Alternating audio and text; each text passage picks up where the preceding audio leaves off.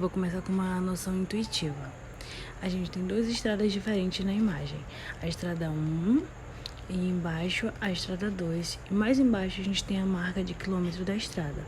Quilômetro 20, quilômetro 30, quilômetro 40 e quilômetro 50. Se eu te perguntar com base no que a gente sabe sobre uma coisa ser contínua ou não, qual das estradas que é contínua e qual é descontínua? Só de olhar a imagem, a gente consegue ver que a estrada de cima é descontínua, porque ela tem uma quebra, ela quebra bem aqui e tem quebra de novo bem aqui. Se o carro continuar andando reto, ele vai cair. Então e aqui se ele continuar andando, ele não consegue subir. Então a gente fala que essa estrada é descontínua em 30 quilômetros e depois tem outra descontinuidade em 40 quilômetros. E a gente consegue ver isso só de olhar para a imagem. Por outro lado, a estrada 2, ela é totalmente contínua.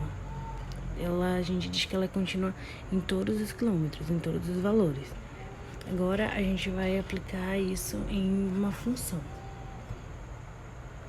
Bom, aqui a gente tem duas funções. Vamos chamar a função azul de f de x e a função vermelha de g de x. A gente tem essas duas funções e observando o gráfico a gente já consegue ter uma noção de qual função é contínua e qual não é. Vamos pensar que esse ponto vermelho aqui é um carro e se ele andar pela função azul, ele vai andar tranquilo, de boa, sem ter alguma descontinuidade. Por outro lado, se o carro andar pela linha vermelha, ele vai andar e vai ter uma quebra aqui. Ele vai cair. Por quê? Porque o g de 2, ou seja, a função quando x é igual a 2, está aqui em cima. Ela veio para cima e nessa parte ficou um buraco. Então o carro não conseguiria andar por essa função sem uma descontinuidade. Então a gente fala que a função azul é contínua e a função vermelha é descontínua? Não. A gente fala que a função azul ela é contínua para todos os valores que tem no gráfico, entre menos 8 e 10, e a função vermelha é descontínua em x igual a 2. Vamos observar essa função aqui, vamos chamar ela de f de x. E eu quero saber se esse f de x é contínuo quando x tende a 1. Contínuo quando x tende a 1. Bom, qual o limite dessa função quando x tende a 1? Quando a gente está se aproximando de 1 aqui pela esquerda, a função se aproxima de 4. E quando a gente se aproxima pela direita, o f de x também está se aproximando de 4. Então, o limite de f de x quando x tende a 1 é igual a 4. Tá, a gente calculou o limite, ele existe, ok, mas aí que tá a questão. O limite de f de x quando tende a 1 é a mesma coisa que f de 1? Não. Olha onde o f de 1 tá. Ele tá meio que fora da nossa função, né? Ele fez um buraco aqui e se deslocou pra cá. Então, o f de 1 é igual a 3, certo? Olha onde a bolinha, f de 1 é igual a 3. Olha onde a bolinha fechada, tá? Então, como o f de x é igual a 4 e o f de 1 é igual a 3, eles são diferentes. Portanto, a nossa f de x não é contínua quando x é igual a 1. Por outro lado, a função é contínua quando x é igual a 6.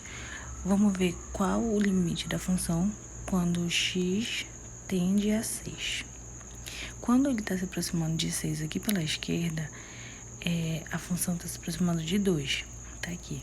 E quando ele se aproxima pela direita, ela também se aproxima de 2. Então, o limite da função quando o x tende a 6 é igual a 2. E qual o f de 6? O f de 6. Quanto vale a função quando o x é igual a 6? Também vale 2, ó, a bolinha fechada ali, ó. Então, nesse caso, os limites são iguais. Portanto, a função também. Nesse exercício, a gente quer saber se a função f de x é contínua para todo valor de x. Ou seja, se x é contínua para todo valor real e se não existe nenhuma descontinuidade. Então, tem essa função f de x que vale x mais 1 quando x é maior ou igual a zero, e tem a menos 3x quando x é menor ou igual a zero. Então, ela é definida de forma diferente dependendo do intervalo onde o x está. Quando x é maior ou igual a zero, a gente tem a função x mais 1, que é uma função do primeiro grau, que vai ser uma reta crescente. A gente sabe que não vai ter nenhum x que vai dar problema nessa função. Então, x mais 1 é uma função contínua, assim como aqui. Quando x é menor que zero, a gente tem menos 3x mais 1, e isso também é uma reta, só que dessa vez ela é decrescente. Então, no caso dessa função de f de x, o único ponto que pode ser suspeito de ter uma descontinuidade é ali, onde o zero tem uma quebra.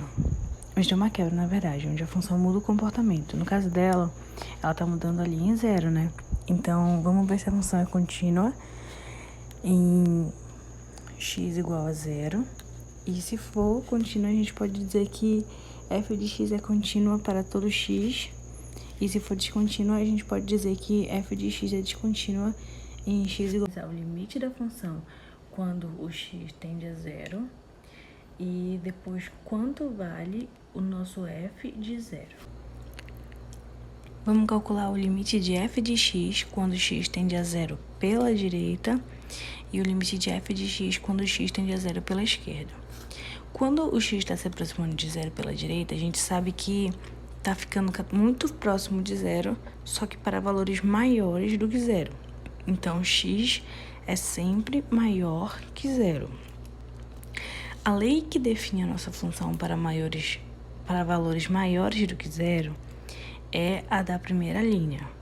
Então, vai fazer assim, é o limite de x mais 1, quando x tende a zero pela direita, a gente substitui o x pelo zero, e aí fica x mais 1, 0 mais 1, que é igual a 1. Então, o limite vai ser 1. Quando o x está ficando muito próximo de zero pela esquerda, ele está ficando muito próximo de zero para valores menores do que ele. Então, x sempre é menor que zero.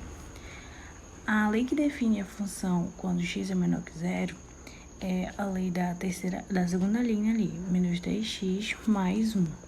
Todo valor de x que for menor que zero vai ser definido por essa lei, menos 3x mais 1. Então, para calcular zero pela esquerda, vai ser o limite de menos 3x mais 1, quando o x tem a zero pela esquerda, e substituindo fica 0 mais 1, que é igual a 1. Então, como os limites laterais deram iguais, quer dizer que o limite existe e é igual a 1.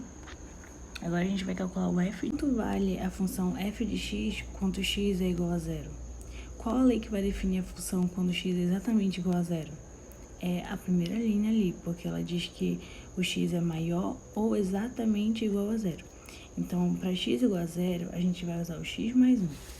Então, para calcular o f de zero, a gente vai substituir o zero no lugar do x, e aí vai ficar 0 mais 1, que é igual a 1.